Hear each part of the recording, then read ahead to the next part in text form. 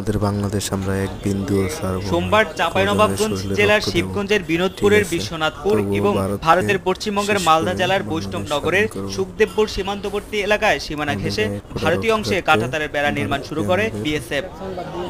সীমানা ঘেঁষে তাদের এমন কাজ দেখে আপত্তি জানায় বিজিবি। সেদিন বিজিবির আপত্তির মুখে নির্মাণ কাজ বন্ধ রাখলেও মঙ্গলবার দুপুরে আবার বেড়া তৈরির কাজ শুরু করা হলে আবারও বাড়ে উত্তেজনা। এই ঘটনায় সীমান্তবর্তী দুই দেশের জনসাধারণের মাঝেও উত্তেজনা ছড়ায়। যেহেতু নোম্যান্স ল্যান্ড অর্থাৎ যে পিলারটা আছে এই পিলার থেকে আমাদের ওরা যে তারটা দিচ্ছে সেখানে মাত্র কোথাও 30 গজ, কোথাও 40 গজ, কোথাও 50 গজ। আন্তর্জাতিক আইন কিন্তু সেটা বলছে না। আন্তর্জাতিক আইন বলছে কি 150 গজ 200 গজের বাইরে কিছু করতে হবে, যেটা আমাদের জন্য একটা ভয়ঙ্কর পরিস্থিতি তৈরি হচ্ছে। দেখা যাচ্ছে এখানে কৃষক আসতে ভয় পাবে। তো এইখানে তার বেড়া প্রতিস্থাপনের বিপরীতে আমরা সহ আমাদের এলাকার সব কৃষকেরা এটার প্রতিবাদ জানিয়েছি।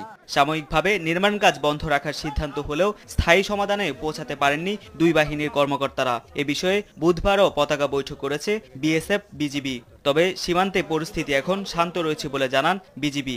ভারতের অভ্যন্তরে আনুমানিক 100 গজ ভিতরে ভারতের বিএসএফ তারা কাঁটাতারের বেড়া করার জন্য গর্ত করছিল। তো আমরা গর্ত করা দেখে আমরা সাথে সাথে বিএসএফ বিজিবির পক্ষ থেকে তীব্র প্রতিবাদ জানাই। আমাদের দুই দেশের বাংলাদেশি নাগরিক এবং ভারতীয় নাগরিক তারাও সীমান্ত জড়ো হয়। তো সেই প্রেক্ষিতে আমরা জনগণকে বুঝিয়ে সীমান্ত এলাকা থেকে তাদেরকে সরিয়ে দিয়েছি। বর্তমানে সীমান্ত পরিস্থিতি স্বাভাবিক। উত্তেজনা থাকায় সীমান্ত ঘেঁষা কৃষি জমিতে কাজ বন্ধ রেখেছে স্থানীয় কৃষকরা।